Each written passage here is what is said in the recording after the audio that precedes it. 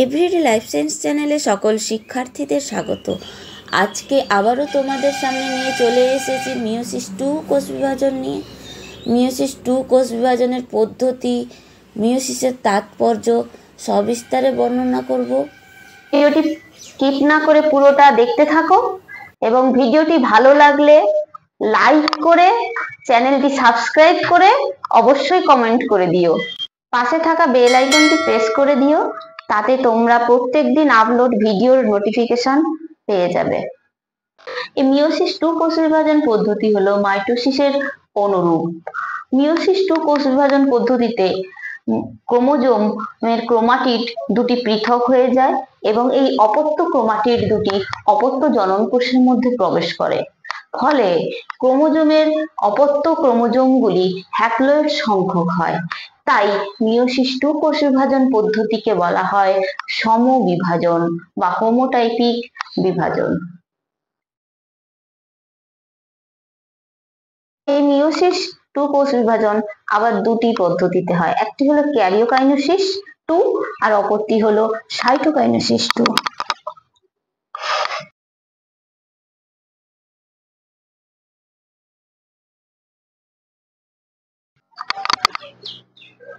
অপরটি হলো সাইটোকাইনেসিস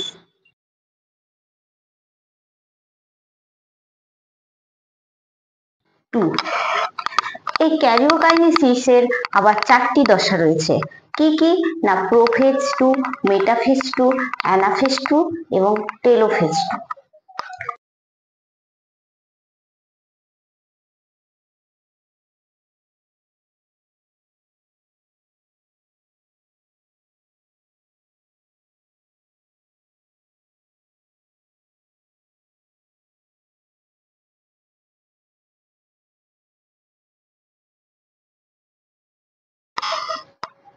এবার আসছি প্রোফেজ টু দশাতে। প্রোফেজ টু দশার বৈশিষ্ট্যগুলি হলো: এক, এই দশাটি অতি সরল এবং অতি সংক্ষিপ্ত একটি দশা।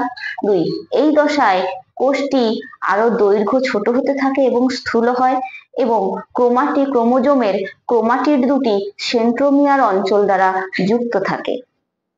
2 নম্বর পয়েন্ট, নিউক্লিয় ওলাস এবং নিউক্লিয় পর্দা বিলুপ্ত হয়ে যায়। 3 নম্বর পয়েন্ট, দুটি সেন্ট্রোজোম বা সেন্ট্রিওল জোড়া দুটি পরস্পরের থেকে পৃথক হয়ে যায় এবং অ্যাস্টার গঠন করতে থাকে।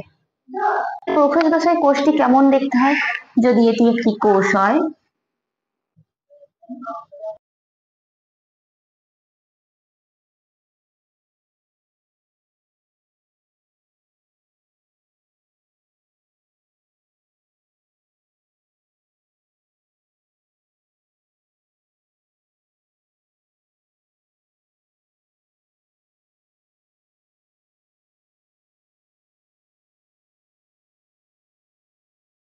একটি কোষ হয়, কোষে হ্যাপ্লয়েড সংখ্যক ক্রোমোজোম অর্থাৎ ক্রোমোজোমগুলি ঠিক এইরকম দেখতে হয়।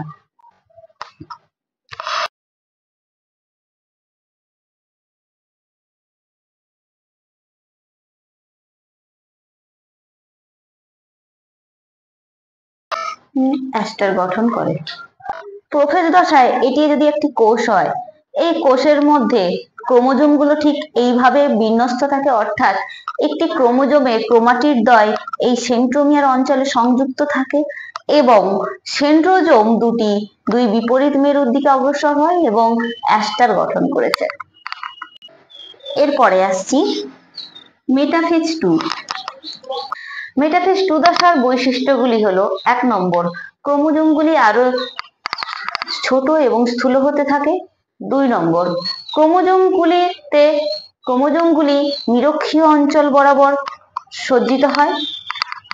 3 নম্বর, স্পিন্ডল গঠিত হয় এবং স্পিন্ডলগুলি সেন্ট্রোমিয়ার অঞ্চলে ক্রোমোজোমকে যুক্ত রাখে।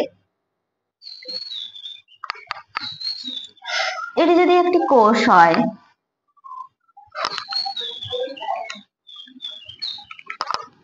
তাহলে ক্রোমোজোম নিরক্ষীয় অঞ্চল এটি হচ্ছে নিরক্ষীয় অঞ্চল বা মধ্য বরাবর একটা স্থান।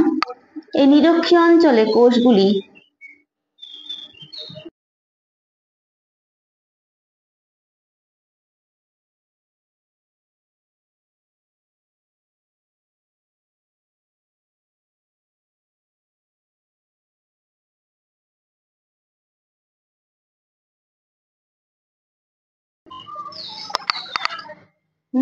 এটি যদি একটি কোষ হয়, ক্রোমোজোম গুলো ঠিক নিরক্ষীয় অঞ্চল বরাবর সেন্ট্রোমিয়ার অংশের সাথে যুক্ত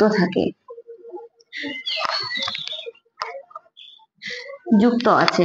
এক্ষেত্রেও তাই।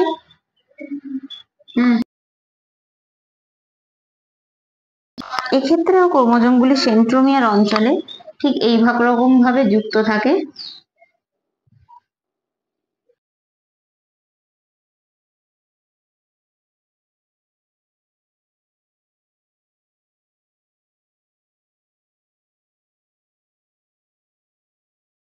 কোষের দুই দিকে সেন্ট্রোজোমের উপস্থিতি লক্ষ্য করা গেছে। সেন্ট্রোজোম গুলো ঠিক এইভাবে কোষের দুই পাশে অবস্থান করে এবং যেখান থেকে স্পিন্ডল গঠিত হয়। স্পিন্ডল গুলো ক্রোমোজোমের সেন্ট্রোমিয়ার অঞ্চলের সাথে ঠিক এইভাবে যুক্ত থাকে।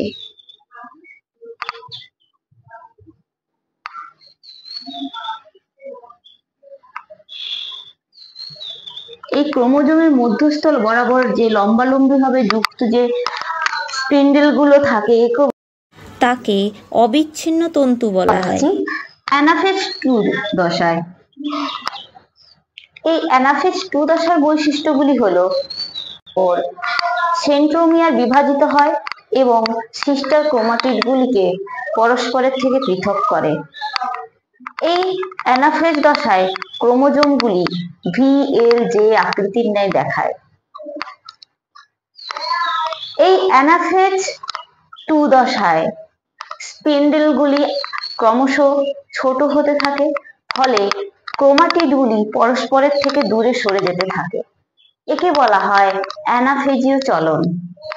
এর মধ্যে আমরা অ্যানাফেজীয় চলনটা কিভাবে দেখতে পারি? কোষটি ঠিক এইরকম একটু খাঁজের সৃষ্টি হয়।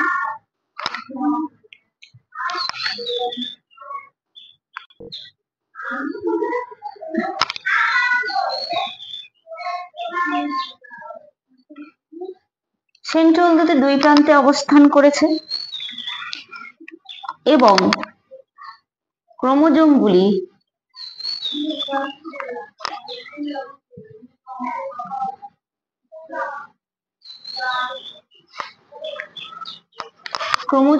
পরস্পরের থেকে দূরে সরে গেছে,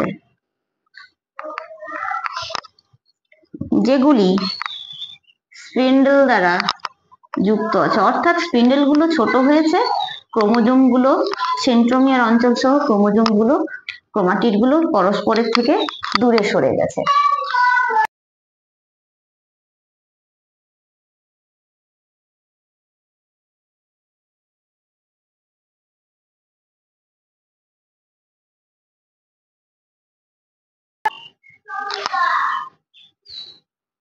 তাহলে এটা হলো অ্যানাফেজ দশার বৈশিষ্ট্য। এবার আসছি টেলোফেজ 2।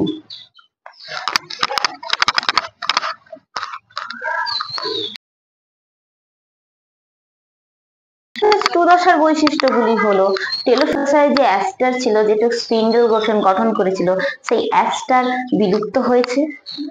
টেলোফেজ দশার 2 নম্বর বৈশিষ্ট্য হলো নিউক্লিওলাস এবং নিউক্লিয় পর্দার পুনরায় আবির্ভাব ঘটেছে। 3 নম্বর হচ্ছে ক্রোমাটিন জালিকাগুলি খুলে সরু দীর্ঘ সুতোর ন্যায় হয়েছে, ফলে ক্রোমোজোমের ক্রোমাটিড গুলিকে সহজেই চেনা যায় না।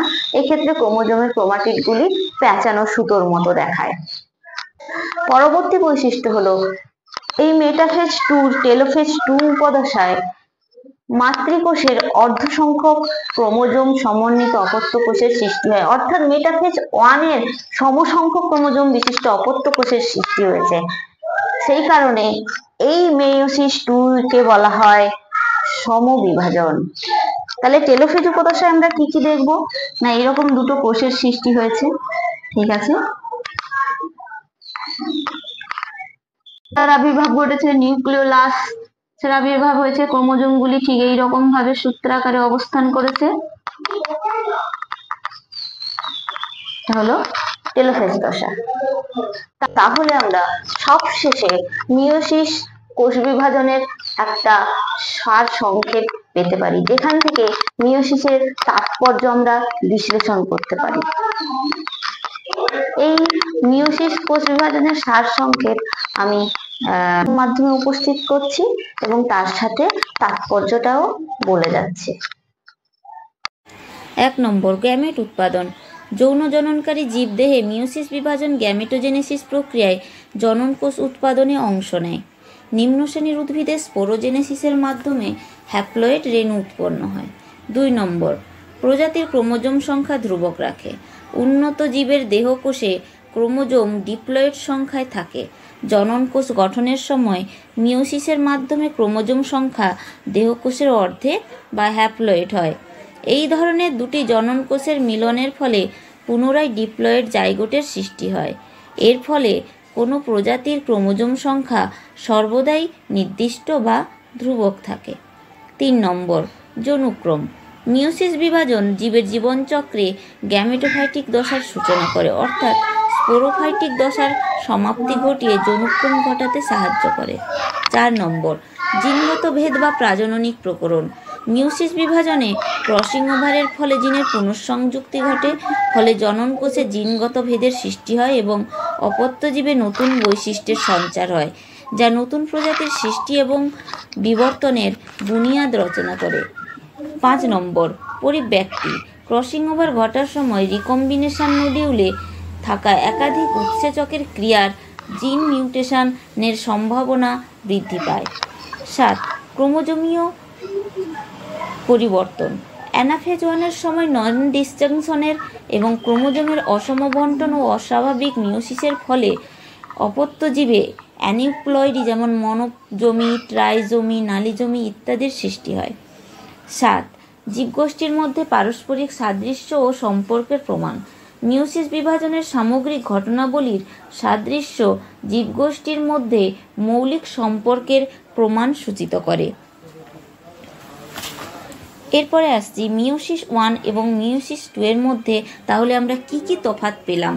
1 নম্বর, মিওসিস 1 হলো হ্রাস বিভাজন, কারণ মাতৃকোষের অর্ধ সংখ্যক ক্রোমোজোম বিশিষ্ট অপত্য কোষের সৃষ্টি হয়, এবং মিওসিস 2 হলো সমবিভাজন, কারণ মাতৃকোষের সমান সংখ্যক ক্রোমোজোম বিশিষ্ট অপত্য কোষের সৃষ্টি হয়। মিওসিস 1 কে বলা হয় হেটারোটাইপিক বিভাজন এবং মিওসিস 2 কে বলা হয় হোমোটাইপিক বিভাজন।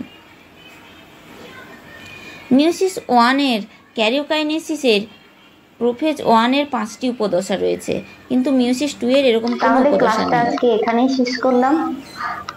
ভিডিওটি ভালো লাগলে লাইক, সাবস্ক্রাইব এবং কমেন্ট অবশ্যই করে দিও, এবং পাশে থাকা বেল আইকনটি চাপ দিয়ে দিও যাতে পরবর্তী ভিডিওগুলি আপলোডের সাথে সাথে তোমাদের কাছে পৌঁছে যায়।